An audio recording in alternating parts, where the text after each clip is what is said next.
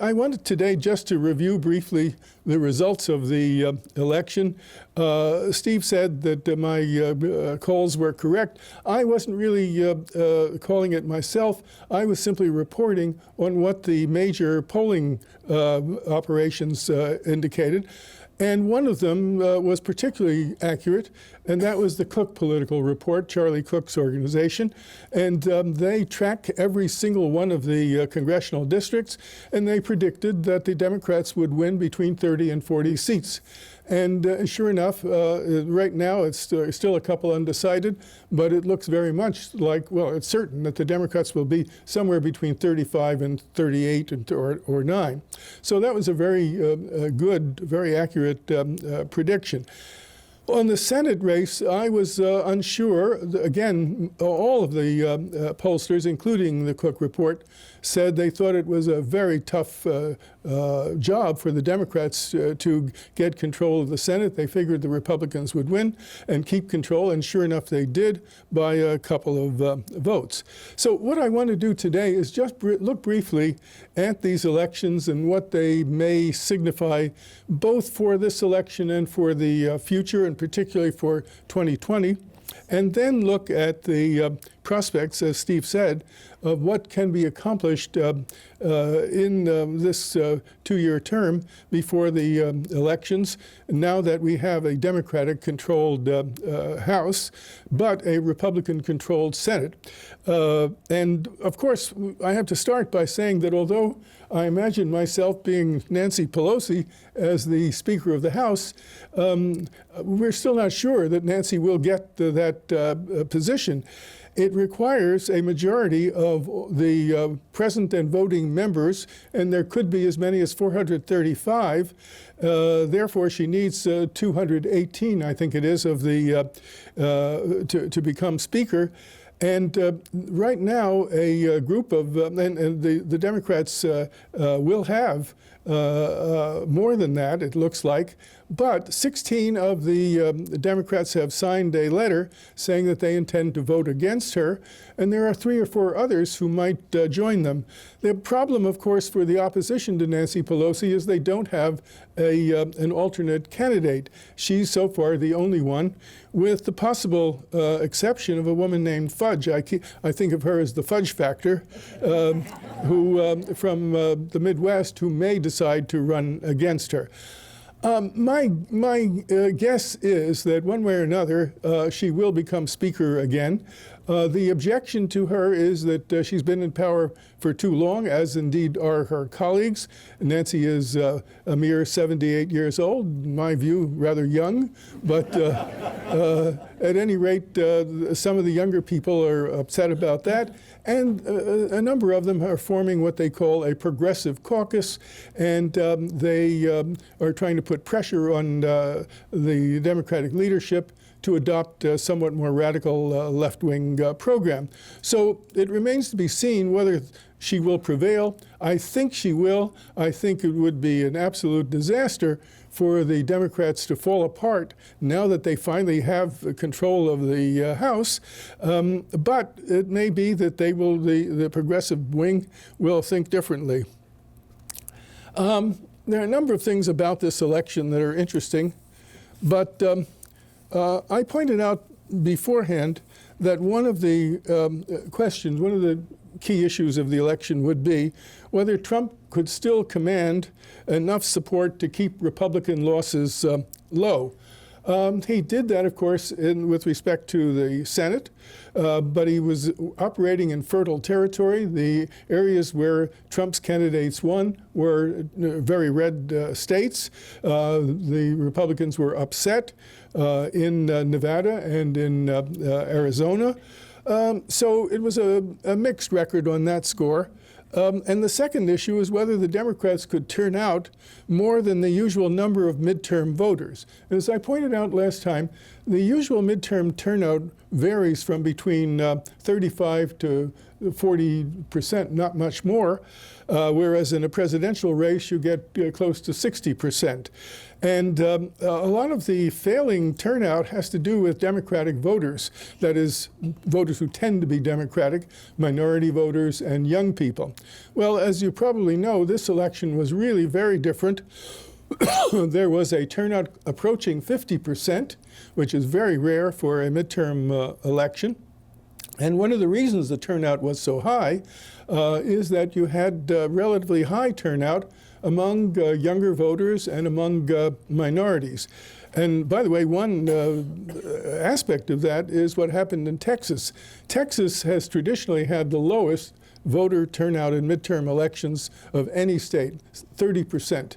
This time it was, again, close to 50%, thanks, I think, especially to Beto O'Rourke. But, of course, the turnout did not simply reflect the fact that more pro-democratic voters were voting. It's also the fact that more Republican voters came out for fear that the Democrats would achieve a blue wave. And so you had very high turnout on both sides.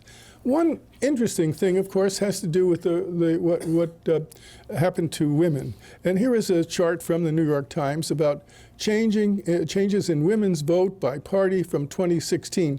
And take a look at it, and you'll see that if you just look at all women, the Democrats went up by something like 5 percentage points.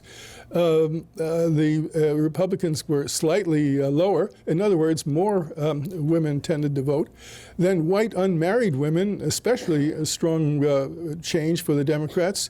White women with a college degree, and even I should say that white working class women tended to be on the Republican side, but less so than they were last time. So in short, this was a generally good election for the Democrats in some significant part because of women's votes. But as I foresaw, the election left us a house divided. The trend toward intense partisanship is decades old. Some people date it to the Gingrich Revolution, when things got really very polarized. But it's been greatly reinforced by Trump, who is clearly the most polarizing president we have had in recent times. In this lecture, I'm not going to say terribly much about President Trump. It's easy to be diverted to talk about nothing else when you're talking about American politics. I do want to point out a couple of things. One of them is the statement he made with respect to the California fires. That really was a shocker to me. He said that it had to do with bad forest management, and that if California didn't get its act straight, he was going to remove federal funding for California's forest management. I guess he just didn't know that only 3% of the California forests are managed by the state of California. 60% are managed by the federal government. So if he really wants to get after somebody for forest management, he should look to the Agriculture Department, not to the state of California. The other thing we know, as many experts have told us, is that these fires were not, strictly speaking, forest fires. They were fires, especially the big one that wiped out Paradise, in areas adjacent to forests, which had been cleared by logging, and they started in chaparral and brush, and they may have been started by electrical faults, and that's why the stock of Pacific Gas and Electric plummeted the other day, because of fear that it would be held liable for these fires as it was for earlier ones. So, I mean, it's really frustrating to have to deal with a president who is so ill-informed about major events like this. But as I said, I'm not going to go into detail on this. The trend, as I say, toward intense partisanship is really very concerning. The Democrats have become, as I say here, the party of metropolitan, college-educated, higher-income, culturally liberal, and minority voters. 40% of the vote is now of the Democratic vote is from minority voters, who together, I think, form an emerging majority. They form an emerging majority because you're dealing with younger voters, and you're dealing with minority voters who are becoming a stronger percentage of the electorate. The Republicans are more the party of white Southerners, older rural and small-town residents, blue-collar workers, evangelicals, gun owners, ranchers, and the very wealthy. And that is the coalition, of course, that Trump has been appealing to. Now, my colleague Gary Jacobson has done a very nice paper that he presented to the American Political Science Association. And I want to read to you from that, from his paper, to give you an idea of how things have become polarized. He said, "Those appalled by Trump before the election have seen their worst expectations confirmed. He has mounted an assault on Obama's entire legacy, on health care, environmental protection, financial regulation, taxes, fiscal policy, immigration, and foreign trade." And I think as you think about each of those, you'll see why he mentions them. "The traffic in white identity politics, xenophobia, racism, and misogyny that characterized Trump's campaign has continued unabated. He continues to launch crude tirades against his opponents and critics in politics and the media, and to target Hillary Clinton as if the election were not history." The other day when he was complaining about the admiral who ran the raid that got Osama bin Laden, he said, he's a Hillary supporter. That is enough to dismiss anybody. Trolling Democrats by blaming them for his own policy disasters. For example, splitting young children from immigrant parents at the border is standard practice. Any institution that declines to do Trump's bidding, the judiciary, the FBI, the Department of Justice, the intelligence services, at times the Congressional Republican Party, and always the news media, finds its legitimacy under attack. Crowning it all is Trump's unending stream of transparent, self-serving lies. It's no mystery, then, why Democrats not only disapprove of Trump's job performance in overwhelming numbers, but do so strongly when given the option. For example, in the 13 Quinnipiac polls of registered voters taken so far within 2018, and this is written before the election, an average of 93% of Democrats say they disapprove of Trump's performance, 86% strongly. But, he goes on, Trump has also generally met the expectations of the Republicans who voted for him. Almost everything he has said or done as president has catered exclusively to the coalition that elected him, its white populist component in particular, but also to small government and religious conservatives. Most of his supporters evidently share his opinions and sensibilities, enjoy his in-your-face responses to critics and disdain for political correctness, and cheer his anti-Muslim and anti-immigrant projects and America First rhetoric and policy initiatives. Conservative Christians celebrate his Supreme Court nominations and defense of religious freedom, as well as the transfer of the American embassy in Israel to Jerusalem. Conventional small government and corporate Republicans, if less comfortable with Trump's rhetoric and style than his blue-collar enthusiasts and more doubtful about his protectionist moves, nonetheless appreciate his assaults on Obama's regulatory legacy and success in cutting taxes on corporations and the wealthy. Just as doubts about Trump's suitability for the office did not prevent them from voting for him in 2016, many ordinary Republicans, like most of their elected leaders, have so far accepted Trump's cringeworthy behavior as a tolerable price for his support of their policy agenda. So I think that that will give you an idea of how this election shaped up and how people reacted. As you know, the Democrats wound up with control of the House. The Republicans retained control of the Senate. One thing I want to emphasize that's important for 2020, it's been mentioned by other commentators, is that 3 states that were key to Trump's electoral triumph, Michigan, Wisconsin, and Pennsylvania, all turned blue. Florida went purple and could go blue. Now that 1.4 million felons, most of them poor, half of them black or Hispanic, will be eligible to vote. As you may know, Florida passed a referendum item which enabled the people who had served their sentences to apply for restoration of their voting rights. And, you know, if presumably all of them voted as they customarily do in terms of their demography, it would be a sweep for the Democrats. The fact is, however, that studies show that only about 17% of them are likely to vote. So it won't have that big an effect. Now, so that's all I really want to say, except maybe for one thing that segues into what I want to talk about with Pelosi becoming Speaker. The Democrats did well, in part because Pelosi and the others who led the party refused to take Trump's bait. She and the rest of the party ignored his issues: the caravan, Kavanaugh, economic nationalism. Instead, the Democrats' congressional campaign focused on their key issue, which, of course, is health care. And this turned out to move voters even more than Trump's appeal to their emotions and the strong economy. Those areas with greatest economic gains actually voted for the Democrats. So that's kind of interesting. And now I want to turn to why the Democrats should elect Pelosi Speaker. First of all, she knows, or she's shown she knows how to get things done in the House. Paul Krugman, the economist and New York Times columnist, has called her the greatest speaker of modern times.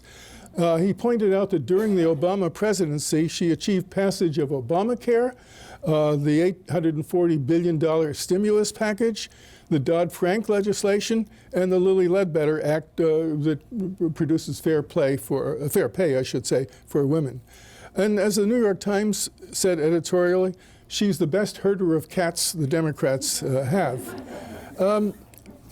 Now, as I said before, she is under some pressure from on the part of younger colleagues and so on.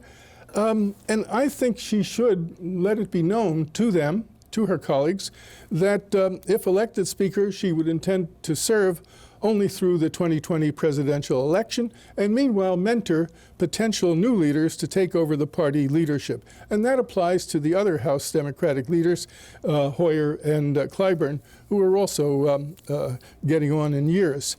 So with that qualification, however, I think it would be the Democrats would be well advised to pick her. Now, the truth is there is a progressive wing of the party represented by people like new Congresswoman Ocasio-Cortez and Ayanna Pressley of Massachusetts, and they are a potential obstacle to unity. And unless she can keep them in line and show that the Democrats can govern in a way that unifies the country, the Democrats will risk losing the momentum they have established. And you could have a situation in which the progressive wing of the party becomes a kind of Tea Party of the left, making trouble for the leadership, much as the Tea Party hounded Boehner and now Ryan. So that's a real risk in the party. I think it would be wise if they avoided it. What's animating the progressives? I think basically what's animating the progressives is the feeling that the Democratic Party has lost its essential message, which is to be the party of the downtrodden, to be the party that worries about economic inequality, and instead it's made deals with Wall Street the way Hillary Clinton did, the way Bill Clinton did. And in general, it's more concerned about triangulating, in other words, finding some middle course, than with championing the poor. And remember that Franklin Roosevelt was led by the Depression and by forces within his own party. to go after the economic royalists and pass all kinds of legislation that promoted trade unionism, that promoted Social Security, and promoted lots of other things that dealt with the serious problem of inequality in the party. And younger Democrats like Beto O'Rourke, for example, have argued that, as he put it, the only things you're going to find in the middle of the road are yellow lines and dead armadillos. Their argument is that the Democrats really have to stand for a serious alternative to the Republican Party and its acceptance of economic inequality. I could go on and on about that. I've written an article for the Political Science Quarterly about the findings of Piketty and others, and I have some sympathy, therefore, with the progressive arguments. But I do think that there's a limit to what the Democrats can accomplish without the presidency and with a Senate likely to be in opposition. And therefore, I think they would do best to be guided by what the Democratic voters tend to want them to do. And if you look at this chart, you can see that one of the things people are most concerned about is affordability of health care, drug addiction, ethics in government, affordability of a college education, the way the system operates, less so the budget deficit, the gap between rich and poor, gun violence, violent crime, wages and the cost of living, racism, and climate change, illegal immigration, and so on. So it seems to me that that's the way the Democrats should try to frame their agenda. And if they do that, they're certainly not going to pass all of the bills that they would like to pass, but they will establish a record on which the campaign in 2020 can be waged. And unless they do that, they will lose a lot of the momentum I think they now have. They've raised a lot of expectations, and nobody expects them to fulfill those expectations completely, but I think people are expecting them to make an effort and to make a down payment. The other thing that I think are important, before I get to the top priorities, I emphasized this last time and I'll emphasize it again. This is not a parliamentary system. When you have gridlock, when you have polarization, when you have intense partisanship, it means that you can't get anything done. It becomes a recipe for inefficient government, all the more so if you have an opposition between the executive and the legislature.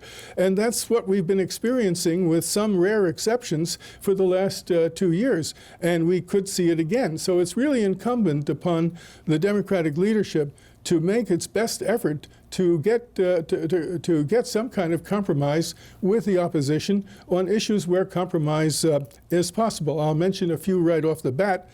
One of them has already been mentioned, that Trump has supported a form of prison reform. It's not a comprehensive form. It's simply one that would give judges more discretion with respect to sentencing nonviolent offenders.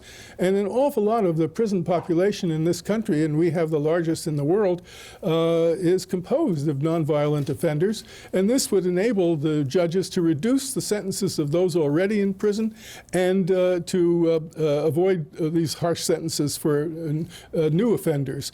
And that is extremely important because the prisons have become a kind of school for crime, and people who do nothing but go into prison often have nothing to do when they get outside except to revert. It's called recidivism, to their criminal activities. We need to do a much better job with our prisons, and this would be a step in that direction. And surprisingly, Trump has agreed to that. I say surprisingly because much of Trump's base is in favor of just putting people in prison and throwing away the key. But on this issue, he seems to be amenable.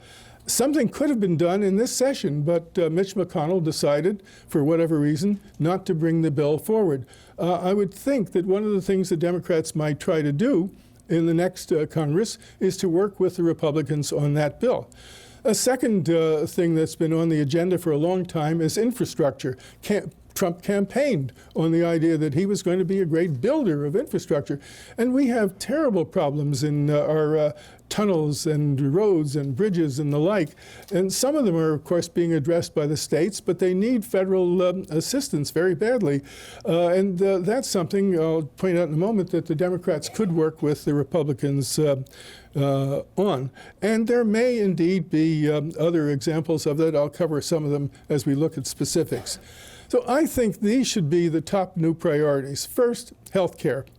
Shore up Obamacare by guaranteeing affordable coverage by insurers for people with pre-existing conditions. This turned out to be a major issue in the election campaign, and the Republicans made it an issue by not doing what they said they were going to do, repeal and replace. Instead, they chipped away at Obamacare, and they didn't replace it with anything else, and the result is that people are losing their coverage for pre-existing conditions, or the rates are going sky high. And you can only get that kind of coverage if you mandate it and if you require everybody to have health care. So the Democrats certainly should be making an effort to rectify the problem that the Republicans have created. Will the Republicans agree to it? Will they go along? I'll say later on, and I think a lot of these things, a lot of the prospects for cooperation have to do with whether Trump remains popular enough to threaten the Congress people and senators with being primaried if they don't toe his line. If they begin to feel that he's not a benefit but a liability, then they may be much more willing to cooperate. And this is an issue which the polls show very clearly concerns a great majority of American voters.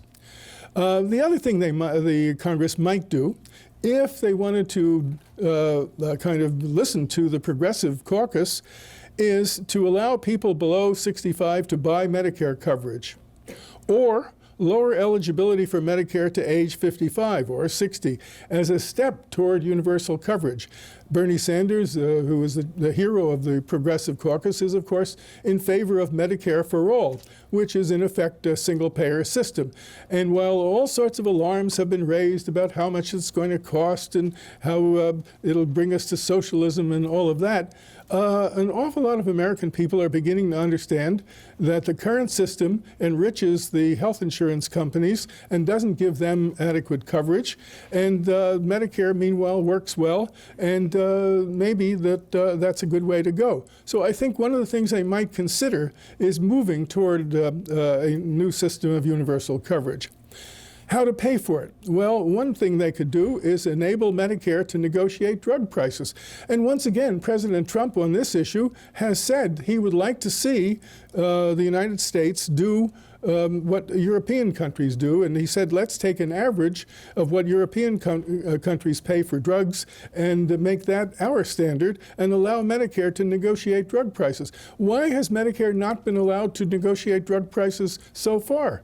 Very simple. Lobbying. There's so much lobbying by the pharmaceutical industry that Medicare, when a bill was passed on this issue, Medicare was prevented from negotiating drug prices. Every other country does it. Now, quick caveat, and that is that one reason that we have high drug prices is that we bear the cost of the development of new drugs. And the pharmaceutical companies have a point in this respect. When it's Merck or Pfizer or any of the other big pharma companies, it costs billions of dollars to develop new drugs. We want them to develop these drugs, but they have to make profit on the other drugs in order to afford the research that they do. But they don't have to afford all the advertising they do on television to get us to adopt drugs that have only marginal benefits. So there are ways of regulating this issue which will respect the need for drug development at the same time as we deal with the price issue. Similarly, one of the things that we have to do is to step up efforts to deal with opioid addiction. That's going to require research, and it's going to require clinical activities in all of the states, and it's a very serious problem. Again, this can be handled by committees on energy and commerce and ways and means. And by the way, one of the objections to Pelosi's style of government is that she centralized too much power in the speakership. And the request is, therefore, that she devolve some of it, at least, to the committees. And that's probably something she would be well advised to do. Second, comprehensive immigration reform. Now, the likelihood that we will get comprehensive immigration reform from this Congress, including the Senate and from the President, is probably close to zero. But we could make the DACA Dreamers eligible for residency and subsequent citizenship.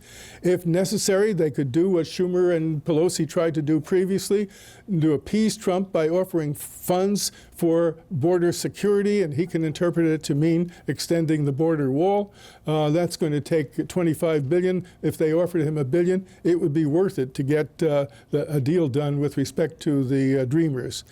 The other thing we need to do, and this has been proposed by people like Jay Johnson, who are from the Obama administration, and that is, if we want to really do something about immigration from Honduras and Guatemala and those other countries, we should simply offer more aid to them for employment and security under the supervision of the Organization of American States. You don't give it simply to corrupt governments to fatten their payrolls, but you can give it to nonprofit, non-government organizations and those sponsored by the Organization of American States.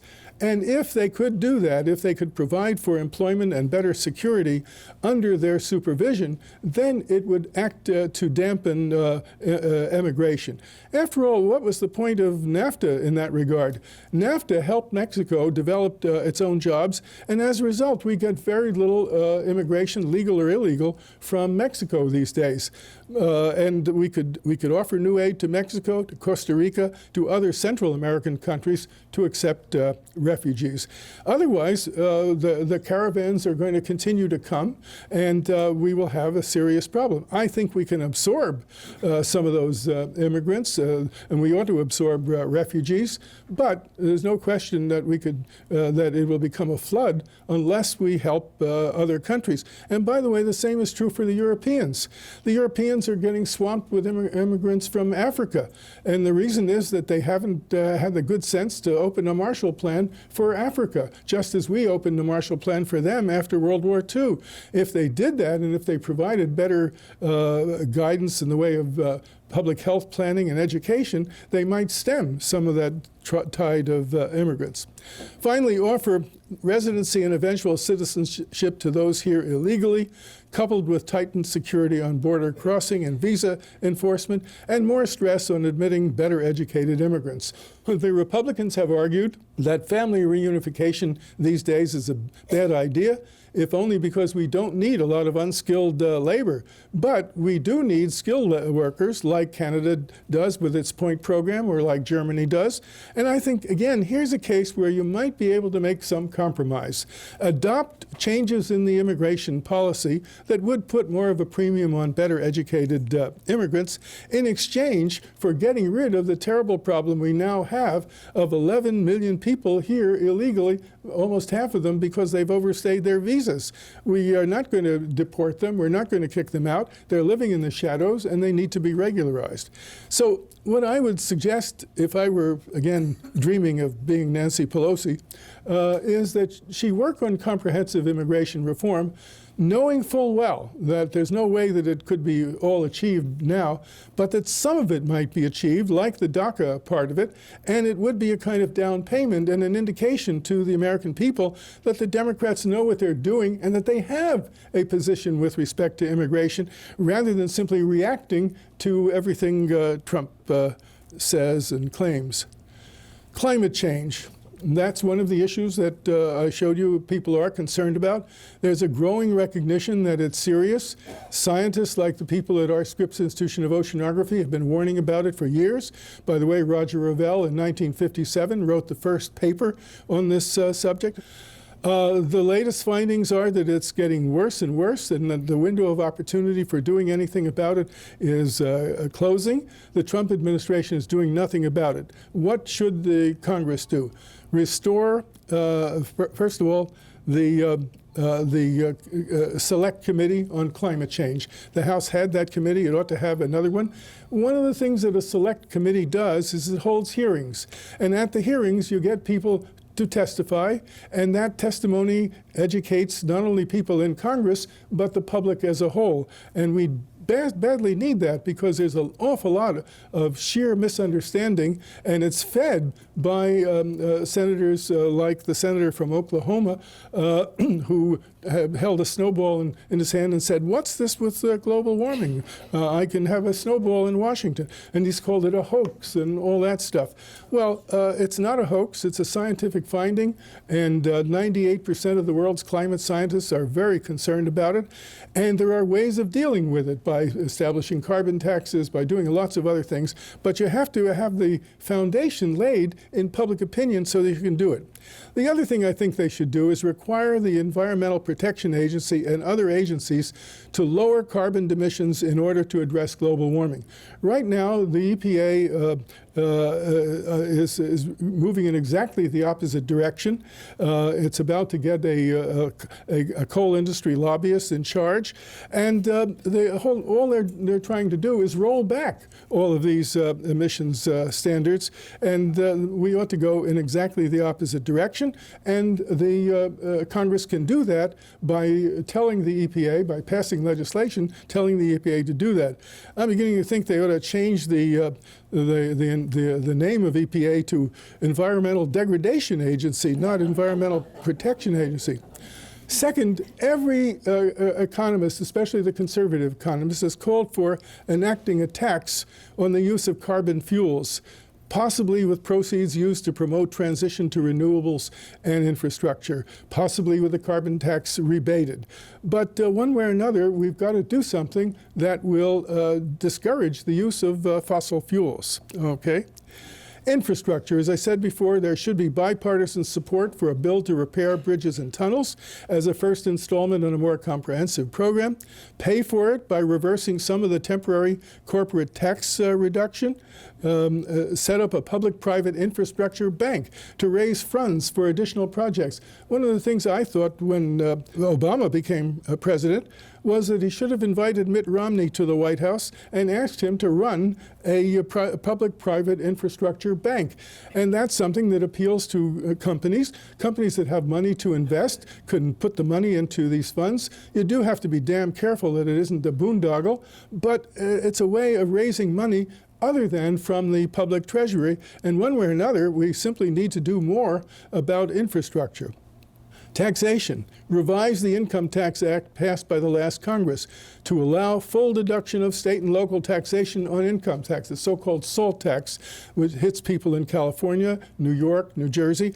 And one thing they're discovering is that the Republicans lost a lot of votes, including in Orange County, because people were damned upset about losing their deductions, the deductibility of state income tax. Now, how would you make up for the lost revenue? Increasing taxes on upper income recipients and on corporations that use the income they gain from lower taxes to buy back their own stock, so as to give them an incentive to raise employee pay and invest in business expansion.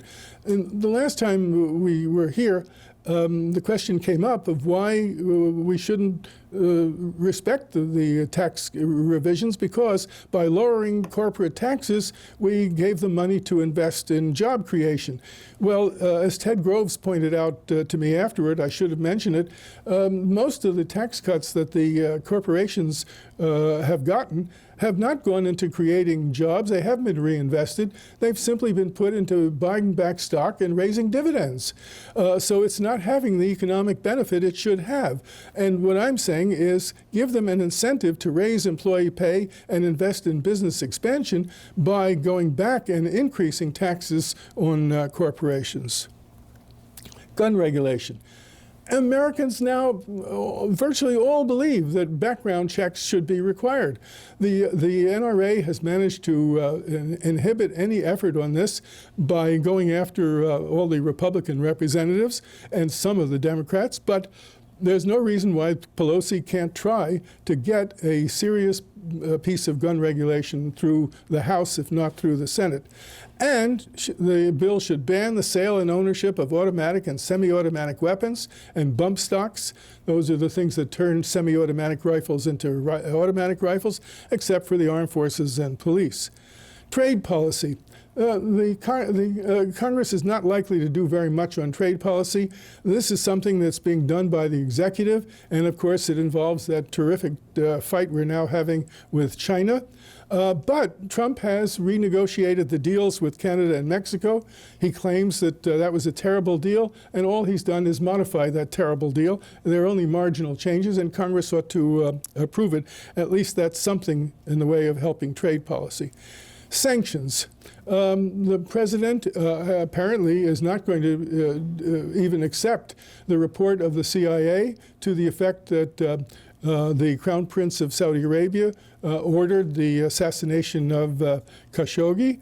But I think everybody else should recognize that he did it and should not tolerate it. It's time to invoke sanctions against him and against the Russians responsible for the poisoning of exiles, an effort to impede investigations into those crimes.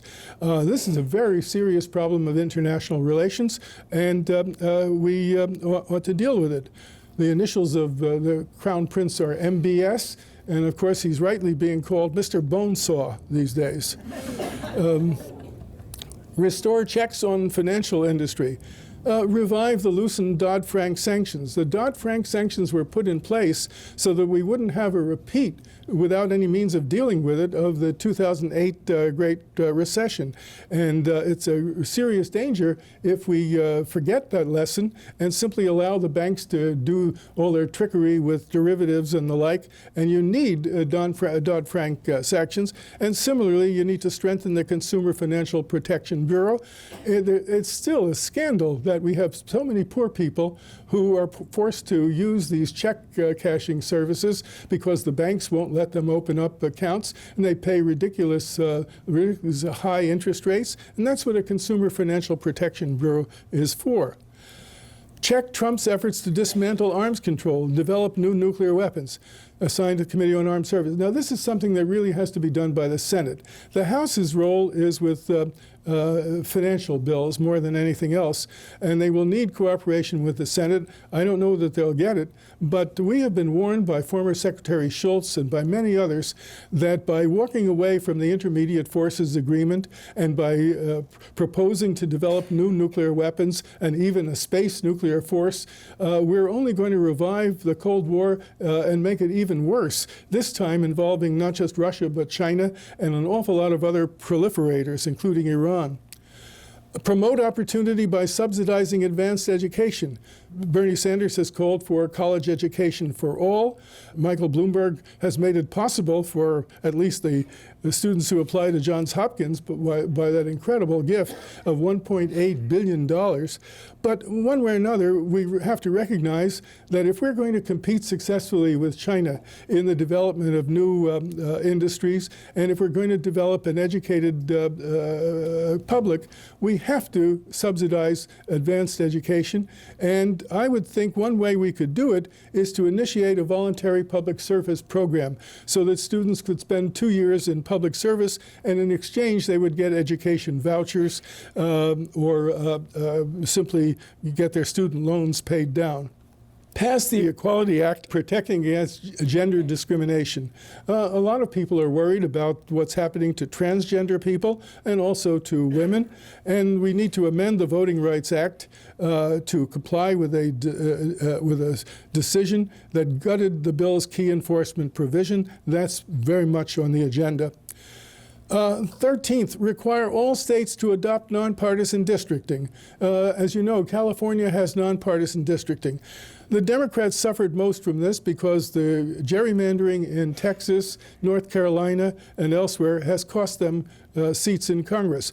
It's now figured that instead of just earning, let's say, 37 seats, they would have gotten 7 more if there hadn't been any gerrymandering in a lot of states. Well, this is something that Democrats do. They did it in Maryland. Everybody does it. It's time that it ended. California has ended it. 4 states this year voted to establish nonpartisan districting, and Congress could simply mandate that everybody has to do it. Adopt a law requiring the president and vice president to divest any business holdings upon election to prevent possible conflict of interest. Now, you know, one of the things that I'm afraid Congress is going to be preoccupied by is investigations into Trump and his family and his associates. And while there's perfectly good reason to do that, I think it would play into his hands and it would not serve the country's interest. What the Congress needs to do is restrict its investigations to some areas and let Mueller do his work and otherwise focus on the positive agenda that the Democrats need. But one thing we could do for the future would be to require the president and vice president to divest their holdings. Restore Civil Rights Act protection of minority voting rights. There are states like Georgia and North Carolina, I've forgotten whether it's Montana, one of those mountain states, which have done extraordinarily ugly things by way of making it difficult for people to vote, people in minorities, and that has to be changed. Okay, finally, I want to take a few minutes just to tell you something rather different that I think the Democrats should do now. And that is to create nonpartisan, extra-governmental public commissions to consider other future actions. What I have in mind is, for example, on this first issue, namely electoral reform, guaranteeing the right to vote, making national election days work holidays, making registration easier, allowing Congress to campaign contributions and so on, replacing the Electoral College. And ask the American Political Science Association to set up a study group that would study these issues and come up with proposals that might be adopted by a future Congress because they can't be adopted right now. Consider a constitutional Supreme Court amendment setting staggered 18-year terms for justices. Again, there are all kinds of think tanks that could consider what to do about that, and they could be bipartisan or nonpartisan. Consider whether to require use of the alternative vote, ranked choice instant runoff, which has been used this time in Maine, and whether to enlarge the number of congressional districts and allow for multi-member districts, as the New York Times has lately editorially suggested. I hope I'm not betraying a confidence. I asked Gary Jacobson what he thought about the enlargement of congressional districts and multi-member districts, and he is our expert on these matters. And he said, I would be interested in it, except that it has 0 chance. So probably that's the case, but I think it wouldn't hurt to have it studied by a nonpartisan commission. We ought to study possibilities for achieving greater medical coverage while containing or reducing costs. Let's look at whether the single-payer system worked or whether we should adopt something like the Swiss system, which requires insurance but has it done through nonprofit insurance companies. You know, there are lots of ways to do this, but we need some effort by think tanks to consider it. We need some further studies of how to protect against gun violence. We need ways of dealing with drug addiction, criminal sentencing, and imprisonment to assure employment, reduce inequality of opportunity, especially in the light of prospective advances in artificial intelligence. Look at strategies for revitalizing communities harmed by loss of employment due to foreign trade, or what Schumpeter called creative destruction. We need to have strategies for control of the national debt and entitlement costs. We need proposals for trade policy that would encourage mutually beneficial international agreements instead of trade wars, programs for civic education, political engagement, and teaching tolerance. These are things which Congress cannot do right now. The agenda I've suggested is more than the Congress can possibly deal with, but at least they can deal with it in principle and deal with specific aspects of it. These larger questions really need national attention, and one way to get national attention would be for Nancy Pelosi and the Congress to ask nonprofit organizations, and we have lots of them, to initiate study groups that deal with these. How would Trump and the Republican-controlled Senate react to all the initiatives I've mentioned? I would say the answer is not obvious, because we don't know what's going to happen with respect to Mueller's indictments and reports, and that may preoccupy the country for the next 6 months or maybe a year. It could possibly lead to an impeachment proposal in the House and then a trial in Senate. I would say right now there's no prospect that Trump would lose an impeachment trial in the Senate, given his strength with the electorate that controls the Senate. And I think it might even backfire in the way that the effort to impeach Bill Clinton backfired on the Democrats. And it would only give him a platform and make him seem like a martyr being oppressed by all these wicked Democrats and the media. And I think it's much better for the Democrats to do restricted forms of investigation, leave everything else to Mueller, and focus instead on the positive agenda that the country wants pursued. So it may be that as public opinion shifts, and it's begun to shift, you may find the Republicans having second thoughts about sticking with Trump, and you might find some of them being more willing to cooperate with the Democrats on some of these issues. A caveat: the Democrats could be stymied in 2020 by the advantage the Republicans enjoy in elections for the Senate. This is, if you read in the newspapers, you'll often find people saying, 2020 is going to be different because it'll be on the Democrats' turf. The GOP will be defending 22 of the 33 in play. But 14 of their seats are in safely red states.